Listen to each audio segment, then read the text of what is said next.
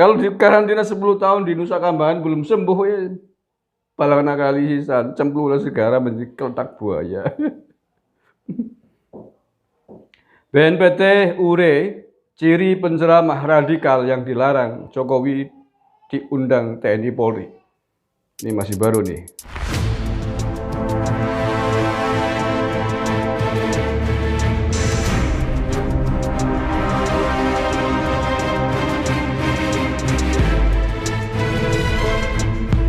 Assalamualaikum warahmatullahi wabarakatuh. Salam Nusantara, salam sejahtera untuk kita semuanya.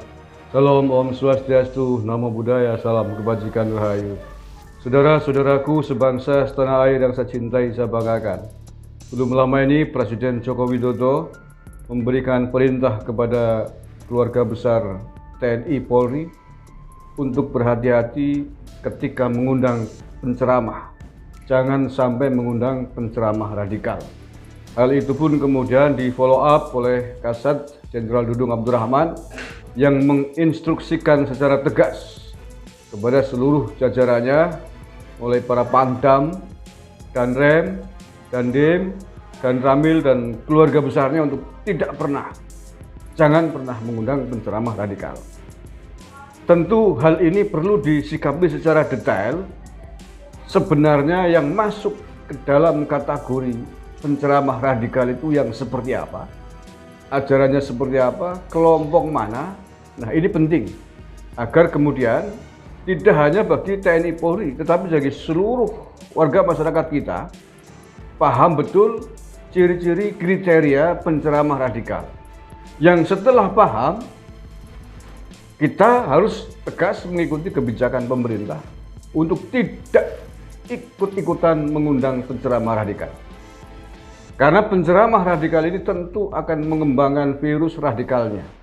Atau dalam terminologi hari ini disebut dengan virus kadrun. Nah, karena virus kadrun ini telah menyebar, bermutasi, tidak hanya pada orang-orang yang berdarah kadrun, tetapi juga kepada orang-orang yang asli keturunan pribumi ini. Maka dari itulah kemudian virus ini bermutasi, berpindah nama, berkembang menjadi virus Omicron. Jadi tidak hanya virus corona yang bermutasi menjadi Omicron, virus kadrun juga bermutasi parah menjadi virus Omicron. Nah, atas hal tersebut BNPT membuat daftar klasifikasi kategori penceramah-penceramah yang masuk kategori radikal yang seperti apa. BNPT menyebutkan ciri-ciri dan gerakan visi misi dakwah dari para penceramah yang terpapar kadrun dan Omicron ini. Kesuh yang ngono, papane kayak gue kok.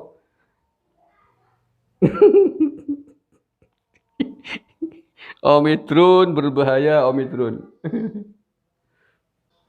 Jadi orang yang sudah terpapar virus Omicron itu ciri-cirinya ya, orangnya orang kita, orang Indonesia saja, nggak tahu atau nggak pandang dari mana asalnya, sukunya gitu.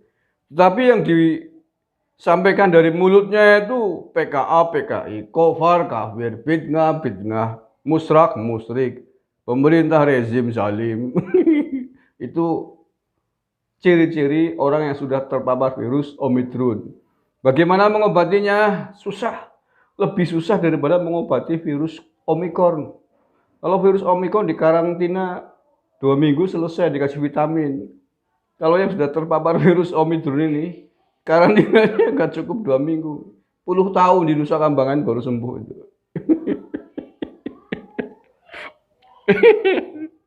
Ya begitu. Halo ya Karim. Kalau di karantina 10 tahun di Nusa Kambangan belum sembuh ya balakna kali sisan cemplunglah segara menjadi keletak buaya.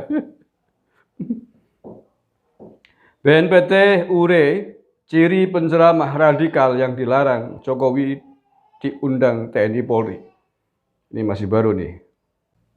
Badan Nasional Penanggulangan Terorisme menilai pernyataan Jokowi harus ditanggapi serius juga oleh seluruh kementerian, lembaga pemerintah hingga masyarakat. Iya dong. Kalau yang cerdas ya begitu, tidak harus nunggu diperintah. Lah kalau TNI Polri aja sudah diperintahkan begitu, apalagi yang lain kan begitu. Apa-apa harus didikte oleh presiden gimana sih? Cerdas sedikit dong. Jadi pejabat tinggi misalnya cerdas sih. Gajinya tinggi mestinya kecerdasannya juga harus tinggi gitu loh. Sejak awal BNPT sudah menegaskan bahwa persoalan radikalisme harus menjadi perhatian sejak dini karena sejatinya radikalisme adalah paham yang menjiwai aksi terorisme, kata Direktur Pencegahan BNPT Brigjen Ahmad Nur Wahid dalam keterangannya pada hari Sabtu 5 Maret 2022 dikutip oleh Detik News ini. Radikalisme merupakan sebuah proses tahapan menuju terorisme yang selalu memanipulasi dan mempolitisasi agama, katanya. Nur Wahid mengatakan penceramah radikal dilihat bukan tampilannya, melainkan dari beberapa indikator dari isi materi yang disampaikan. Dia mengatakan setidaknya ada 5 indikator yang disampaikan seorang penceramah radikal. Pertama, mengajarkan ajaran yang anti Pancasila dan pro ideologi khilafah transnasional. Ya, ini pertama. Artinya apa? Semua orang yang tergabung dalam ormas terlarang, baik itu HTI atau FPI, karena memiliki visi yang sama ingin berada di bawah naungan khilafah, maka mereka semuanya masuk dalam kategori ormas radikal. Ini kalau mengikuti penjelasan dari BNPT kan begitu. Seluruh tokoh pentolan FPI HTI adalah tokoh-tokoh pentolan dari paham radikal. Oleh karena itulah jangan dekat-dekat mereka, jangan ikuti mereka, ngajakin demo, nggak usah didengar. Kalau Anda mengikuti mereka berarti Anda pengikut dari ormas radikal. Itu aja, kok bingung. Ormas radikal nggak perlu didengarkan, mestinya ditumpas, dibubarkan, ditangkap orang-orangnya.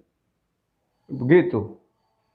Radikal kok minta Gus Yakut ditangkap, kamu yang harus ditangkap kok. Minta orang lain ditangkap, maling teriak maling namanya itu. Paham drone? Jadi yang pertama ya, ciri-cirinya ya. Saya ulangi, mengajarkan ajaran yang anti Pancasila dan pro ideologi khilafah transnasional.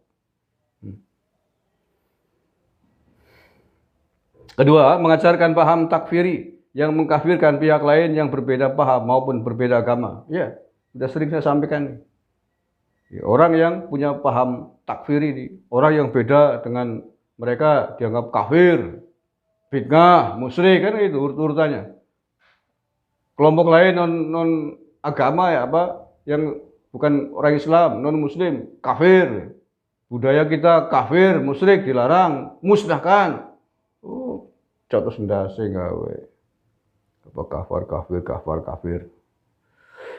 Itu kadrun, itu orang yang sudah terpapar virus kadrun. Bermutasi menjadi Omikron.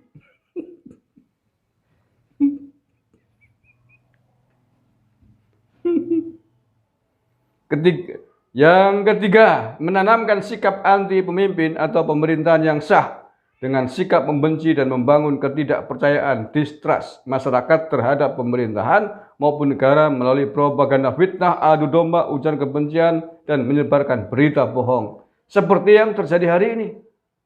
Menyebarkan berita bohong, hoax, memframing. Tujuannya adalah ingin menanamkan kebencian kepada pemerintahan yang sah. Pada gilirannya, ketika sudah rakyat terhasut membenci pimpinannya, membenci pemerintahan ini, diajak untuk memberontak untuk menegakkan khilafah. Bagaimana cara mencegahnya? Tangkap mereka, lemparkan Nusa Kambangan. Suen. Keempat, memiliki sikap eksklusif terhadap lingkungan maupun perubahan, serta intoleransi terhadap perbedaan maupun keragaman. Kelima, biasanya memiliki pandangan anti budaya ataupun anti kearifan lokal keagamaan, sesajen kafir, wayang kulit, bid'ah tidak diajarkan oleh Islam, tahlilan, bid'ah, musyrik, kafir. Itu disampaikannya sih lemah lembut, halus, jangan terjebak dengan cara, tapi isinya menghancur leburkan peradaban dan kerukunan umat beragama. Bagaimana solusinya? Tangkap, lemparkan ke Nusa Kambangan.